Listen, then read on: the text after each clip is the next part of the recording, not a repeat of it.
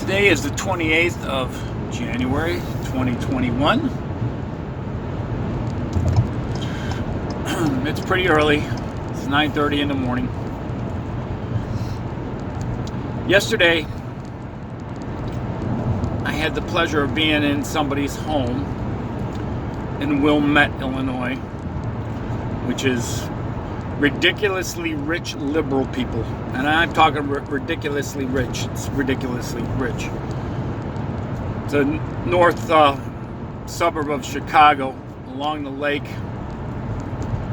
And you can always tell what political affiliation all these people have, because they put the latest thing out on their lawns. They put big placards out on their lawns that tell you how liberal, to show the virtual signaling to the entire world. So I'm in this guy's house, and he's watching CNN, and I'm messing around with a machine in his house, and I get the pleasure of listening to Anderson Cooper. And Anderson Cooper's talking about the terrorists that attacked the Capitol. He's calling them terrorists. And I had to laugh.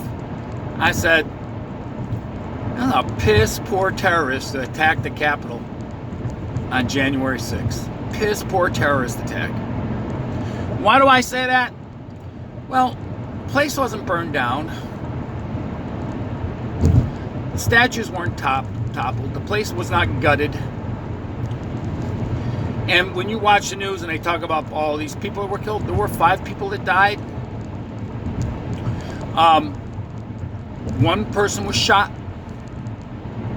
She was unarmed. No cry about that. No reeling about that. Woman trying to get in through a window. She was such a big threat.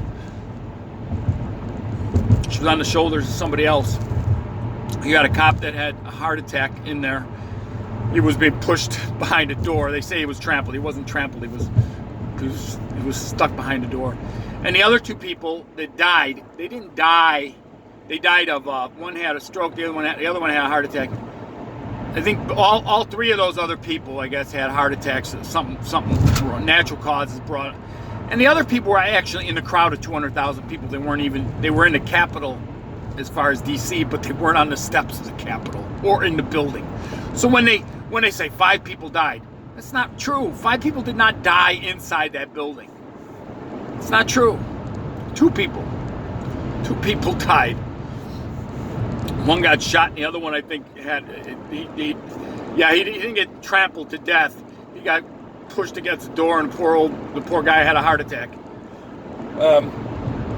He was a Capitol police officer. If you see some of these guys, they're not in the best physical shape. So when they do have when something happens, I'm not condoning any of it, but to call them terrorists, you got people on the streets in Portland that are burning buildings, burning businesses, and they're not called terrorists. Doesn't that bother you? Doesn't that bother you how the media portrays one group and the other group versus? Are you a thinking person? Do you look at this and do your wheels spin and you say, man, what the hell's going on here? If there's one thing that drives me crazy, it's that hypocrisy that spews out of the left. I just absolutely hate it. I don't want to hate anybody. I don't want to hate everybody. I don't want to look at the car next to me or the person next to me standing in line and look at them now and look at them and all I can think of at this point is what political affiliation they are, and I will base my hatred on their political affiliation. But if the truth be told, I'm in a position where I'm at that point. And I'm only like that for one reason, because that's what people are going to judge me by.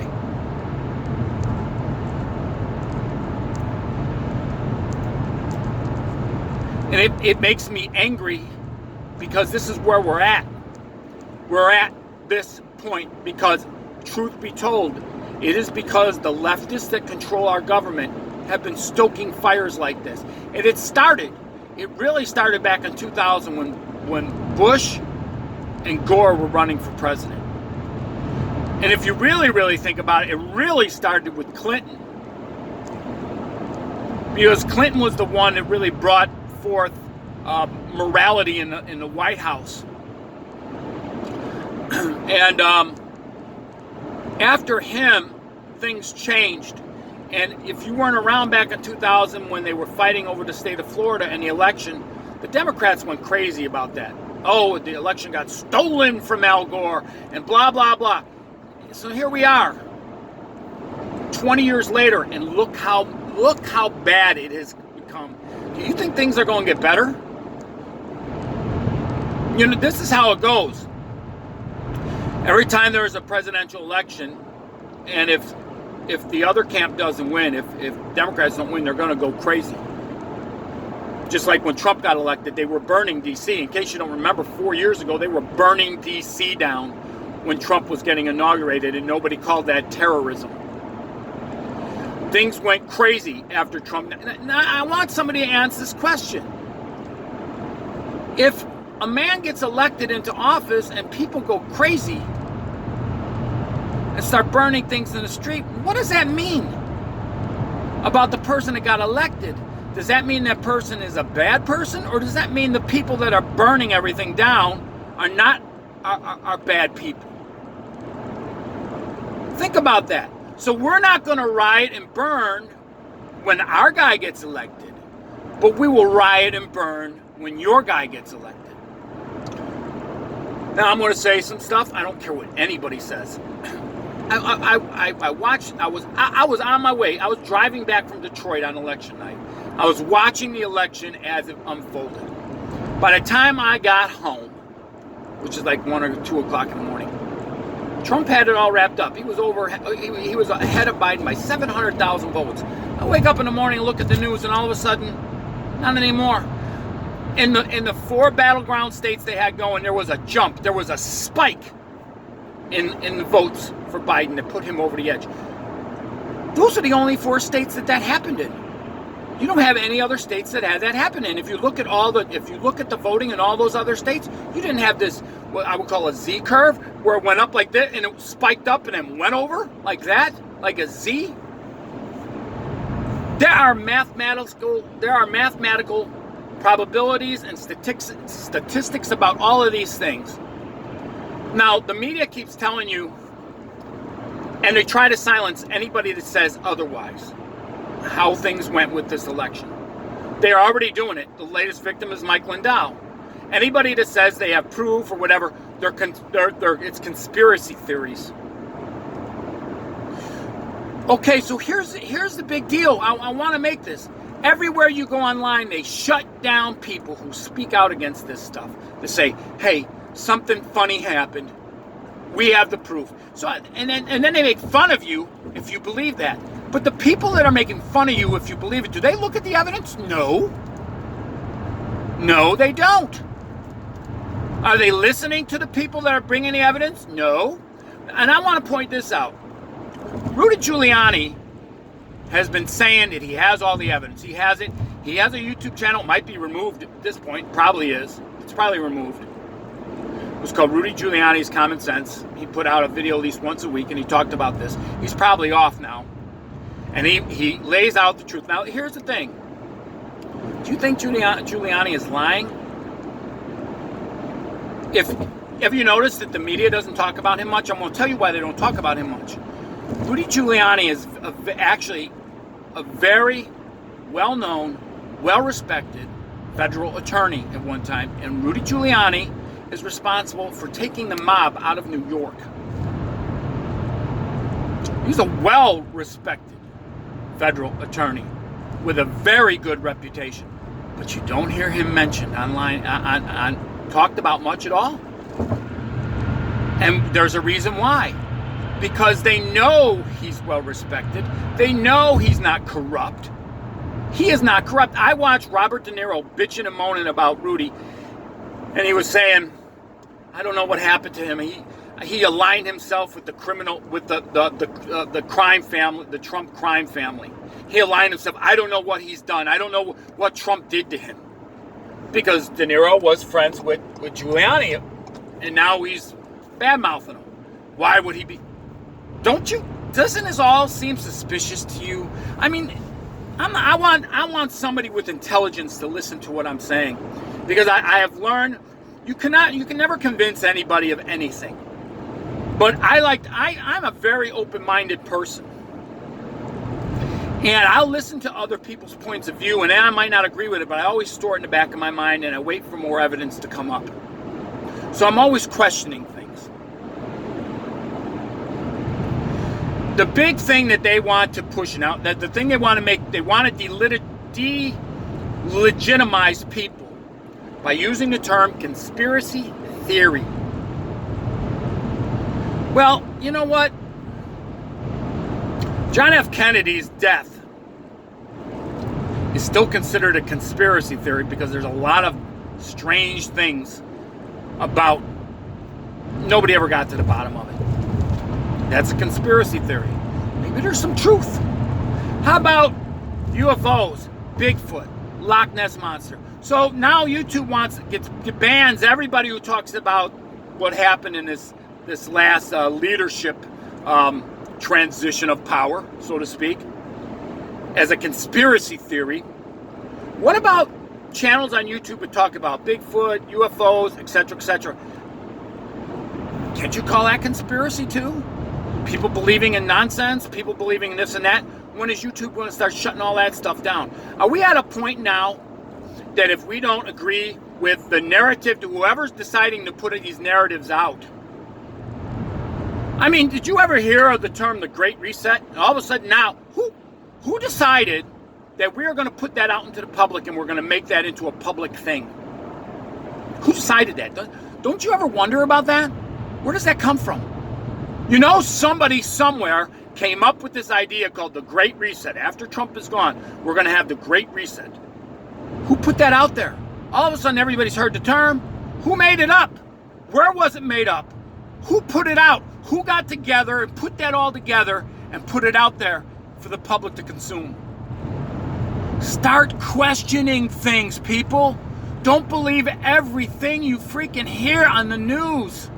You know, it's amazing. You don't watch, if you stop watching TV and you pick up snippets of this and snippets of that, even if you go online, because I'm online.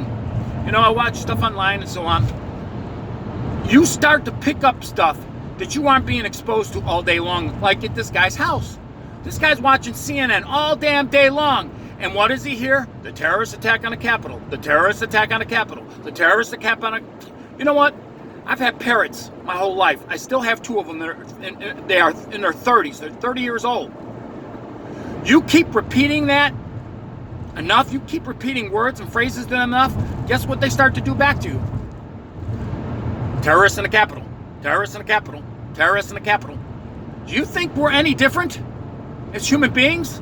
In some ways, we're worse. Because we have the intelligence and discernment in our minds to wade through the nonsense that we get fed. A parrot doesn't. A parrot's just repeating what's been told over and over and over again. So here's the deal.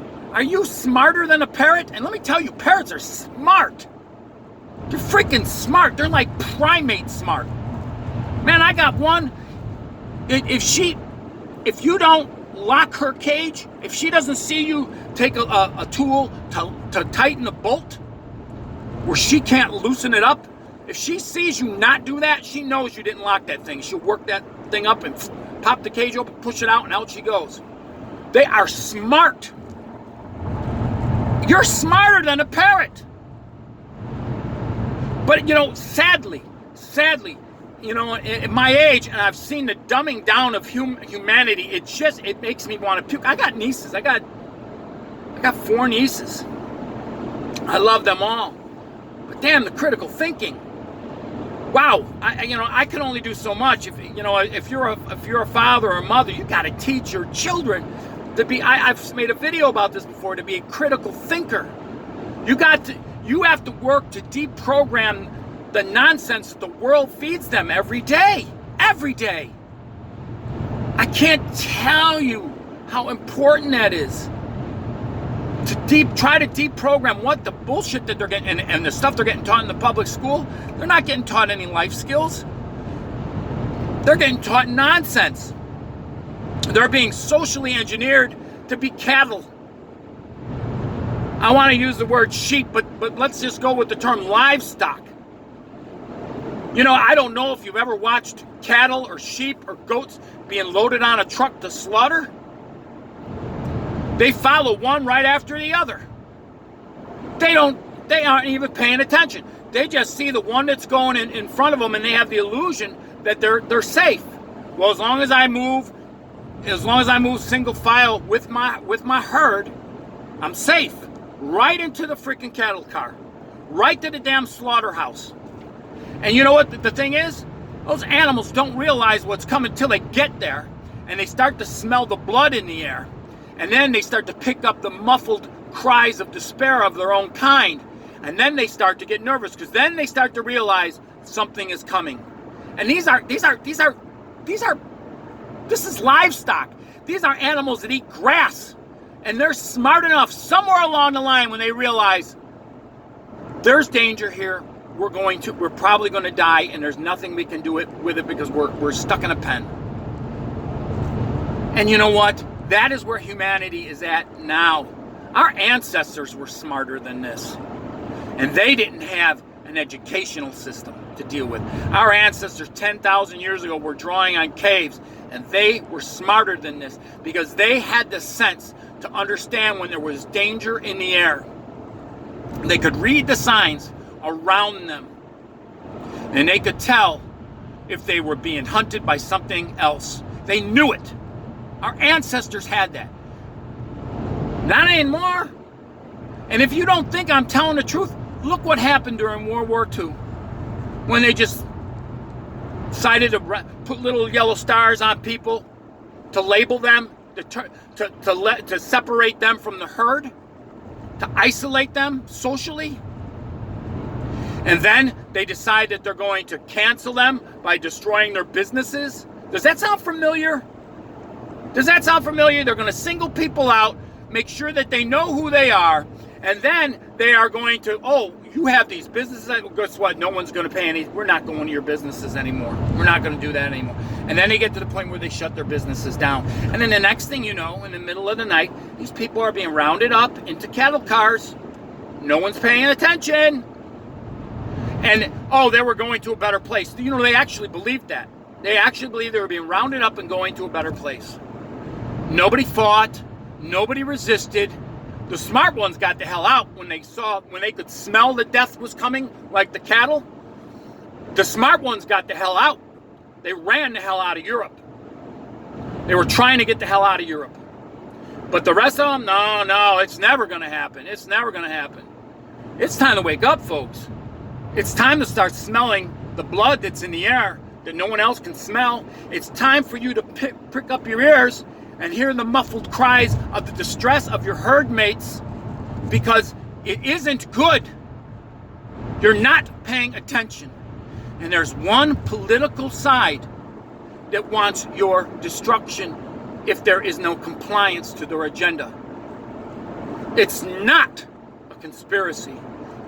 Look at history, pay attention, because damn it, I'm telling you, if a senseless ruminant can figure out at the last minute that the herd is in danger, if a senseless ruminant can figure that out, then you should too.